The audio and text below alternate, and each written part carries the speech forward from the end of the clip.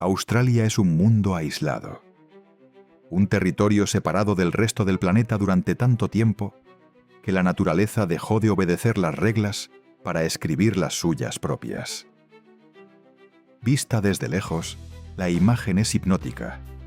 Playas irreales, selvas densas que absorben la luz y arrecifes que brillan como tesoros antiguos. Dime, si solo vieras esto, ¿sospecharías que aquí se oculta una pesadilla? En el corazón del continente, el paisaje cambia. Sabanas abrasadas donde el aire vibra y el suelo cruje bajo los pies. Al caer el sol, el cielo se incendia como si el planeta recordara una herida antigua. Uno podría creer que está ante el último paraíso de la Tierra. Pero escucha bien. En este paraíso, casi todo ha evolucionado para matar. En los bosques hay arañas cuyo veneno detiene un corazón humano en cuestión de minutos. Bajo el agua, criaturas casi invisibles esperan con tentáculos capaces de matar más rápido que un disparo. Y en esos arroyos cristalinos acechan cocodrilos más largos que tu propio coche. Cada año, Australia registra más muertes por animales salvajes que países con poblaciones mucho mayores. Aquí, la naturaleza nunca firmó ningún acuerdo con el ser humano. Y lo más inquietante, esta Australia es solo una versión suavizada, una sombra inofensiva de lo que fue.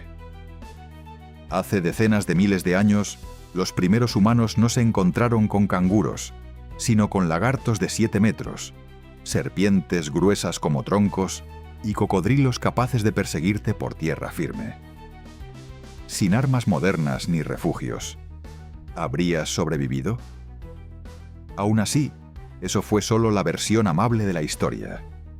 Si retrocedemos cientos de millones de años, descubrimos algo peor. Una época en la que Australia no era un continente seco, sino un océano interior inmenso, oscuro y profundo. Un lugar donde la evolución perdió cualquier límite. Los geólogos lo llaman el Mar de Eromanga, pero quienes lo han estudiado prefieren otro nombre: el Reino de los Monstruos. Loom, que viene a continuación, cambiará por completo tu forma de entender este continente. Pero primero dinos desde dónde nos ves. Nos encanta saber hasta dónde llegan nuestros vídeos. Si no quieres perderte lo que acechó bajo esas aguas, dale like y suscríbete. Porque una vez entras en esta historia, ya no hay vuelta atrás. Hace 110 millones de años, la Tierra atravesaba uno de sus periodos más extremos. Sin hielo en los polos, el planeta entero respiraba calor. El nivel del mar subió tanto que las tierras bajas desaparecieron y continentes enteros fueron invadidos en silencio. Corrientes cálidas de los océanos Pacífico e Índico avanzaron sin oposición hasta encontrarse en el corazón de Australia. Allí, lentamente, dieron forma a una masa de agua descomunal, el Mar de Eromanga. Lo llamamos mar, pero la palabra se queda corta. Era una plataforma oceánica inmensa, donde en muchas zonas el agua apenas alcanzaba los 30 metros de profundidad. Tan poca que la luz del sol tocaba el fondo.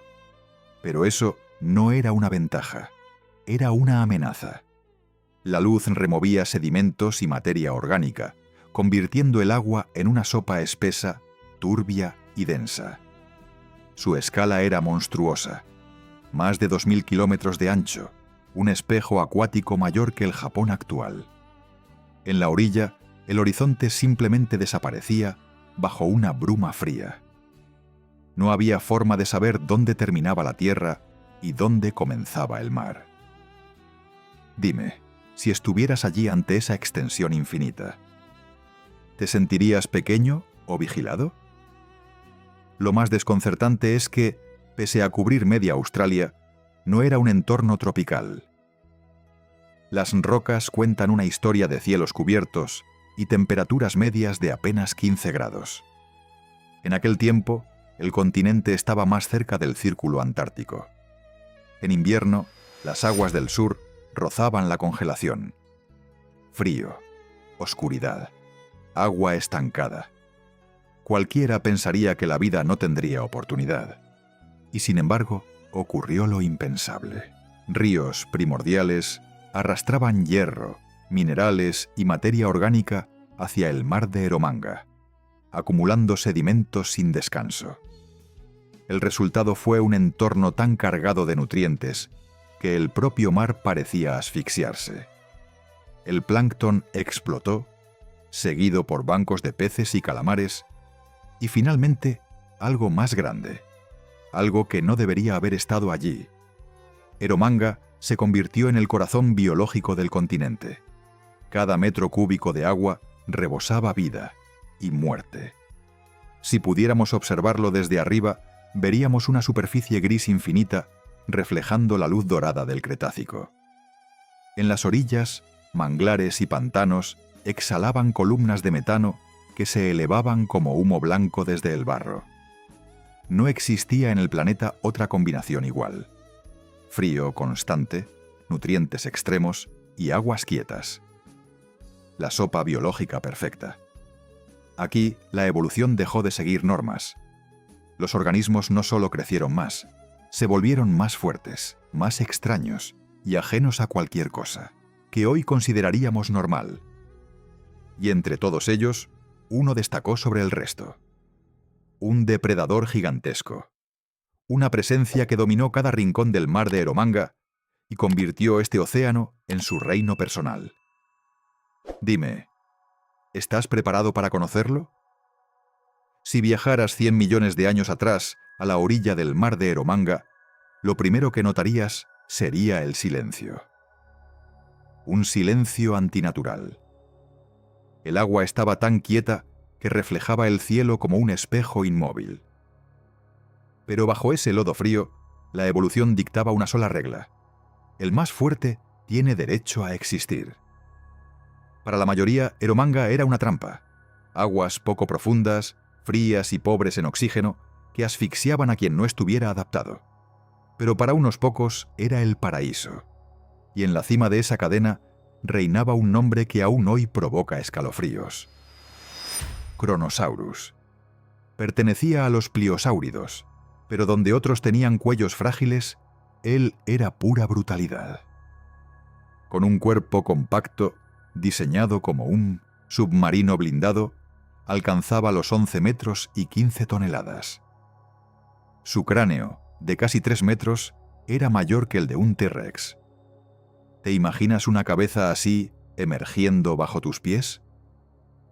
Su mandíbula albergaba dientes cónicos de 25 centímetros, con bases anchas como una taza de café.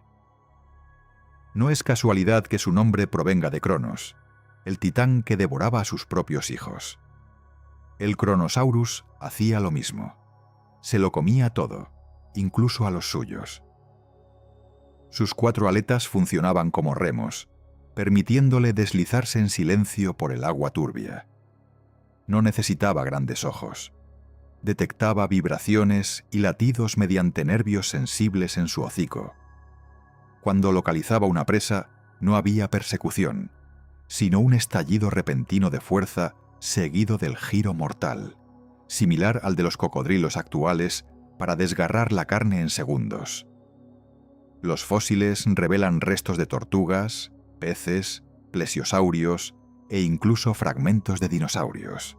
Con una mordida estimada en 27.000 newtons, 18 veces la fuerza de un tigre. Podía triturar un fémur en un solo chasquido. Necesitaba 200 kilos de carne al día. Por eso no descansaba, no esperaba y no perdonaba. Ese instinto lo convirtió en rey, pero también lo condenó. Muchos fósiles muestran marcas de dientes de Kronosaurus en otros de su especie. Se ha encontrado un ejemplar juvenil con el cráneo intacto, pero el cuerpo destrozado por un adulto. Aquí no existían rivales ni familia, solo carne. En Eromanga nadie era invencible, ni siquiera el titán del mar. Y lo más inquietante es que incluso él tenía motivos para temer. En esas aguas acechaban tiburones ancestrales capaces de plantar cara al rey. Y eso era solo el principio. En el mar de Eromanga no reinaba un solo monstruo, reinaba la competencia. Bajo la superficie turbia coexistían tiburones lamniformes primitivos, ancestros del gran blanco y el mako. Criaturas rápidas y agresivas, diseñadas para cortar carne. Pero entre todos ellos uno destacaba, el tiburón Jinsu. Su apodo describe con precisión su forma de matar. Con 9 metros de longitud y 6 toneladas de peso, su cuerpo era un proyectil vivo, capaz de alcanzar los 70 kilómetros por hora. Pero el verdadero terror residía en su boca. Más de 200 dientes cerrados, alineados como hojas de sierra. No estaban hechos para sujetar, sino para desgarrar. El Jinsu atacaba desde la oscuridad profunda. Emergía con una velocidad cegadora, mordía una sola vez y se retiraba. No necesitaba rematar a su presa en el acto.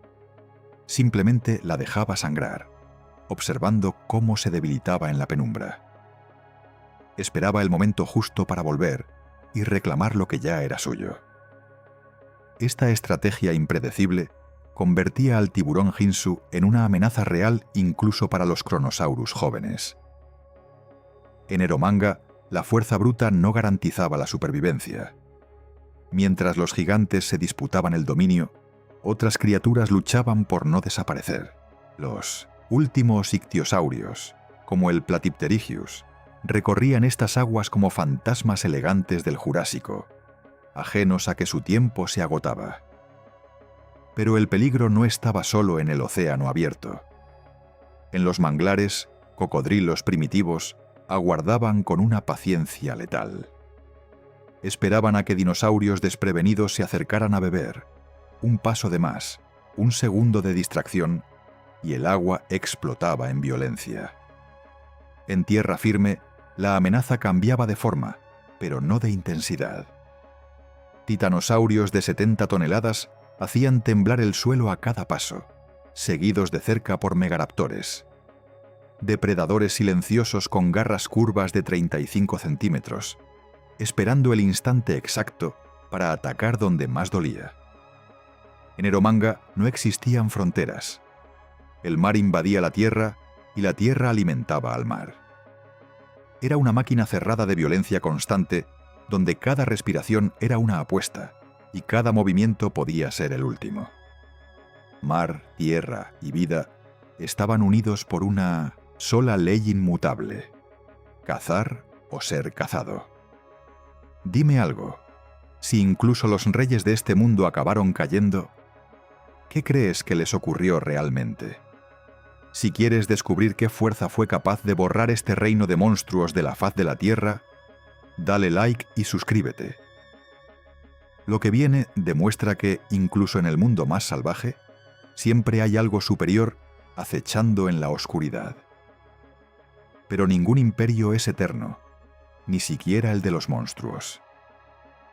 El final no llegó con una gran batalla, sino con algo mucho más aterrador: el cambio. Hace 105 millones de años, el equilibrio se rompió. El nivel del mar comenzó a oscilar de forma violenta e impredecible. Las corrientes cambiaron y las inundaciones se volvieron agresivas. Las aguas del mar de Eromanga se enturbiaron cuando enormes cantidades de sedimentos rojos descendieron desde el interior del continente, tiñendo el mar de un color oscuro, casi sanguíneo. La luz dejó de penetrar y el fondo quedó sepultado. Las criaturas no murieron luchando, murieron asfixiadas. Capa tras capa de lodo cubrió el lecho marino, enterrando en silencio huevos, presas y depredadores. En tierra firme, la situación era igual de crítica. Manadas de dinosaurios quedaron atrapadas por crecidas repentinas. Ríos que antes daban vida se convirtieron en trampas mortales sin aviso ni huida. Entonces la tierra volvió a moverse. Los volcanes despertaron y la actividad tectónica elevó los márgenes continentales, cerrando las entradas de agua. El sistema que alimentaba al mar de Eromanga falló y el océano empezó a retirarse. Lo que fueron reinos acuáticos se convirtieron en lagos aislados, luego en pantanos inmóviles y finalmente en tierra seca. Zonas que durante millones de años habían sido océano se transformaron en llanuras fangosas y desiertos incipientes. El ecosistema no colapsó de golpe, simplemente se apagó, lentamente, en silencio, durante miles de años. Hacia el final del Albiense, hace 100 millones de años, el mar de Eromanga dejó de existir. Desapareció del mapa del planeta como si jamás hubiera estado allí. Donde antes se extendía un océano de monstruos, solo quedaron arcillas agrietadas, suelos rojos y tierra muerta, abrasada por el sol.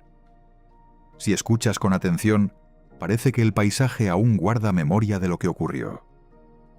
Porque los imperios no siempre caen con estruendo.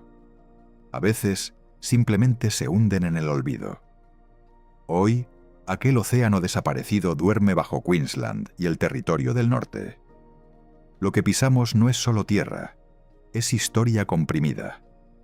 Cada grano de arena fue alguna vez coral, concha o hueso de tiburón.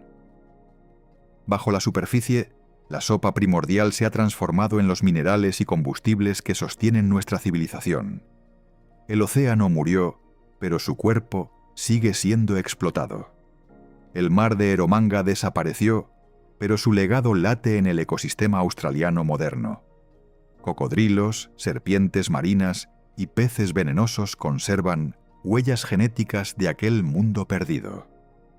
Australia es, hoy más que nunca, un laboratorio extremo de la evolución. Cuando los primeros fósiles emergieron en Richmond y Hughenden, no solo revelaron huesos antiguos, abrieron un capítulo olvidado de la Tierra.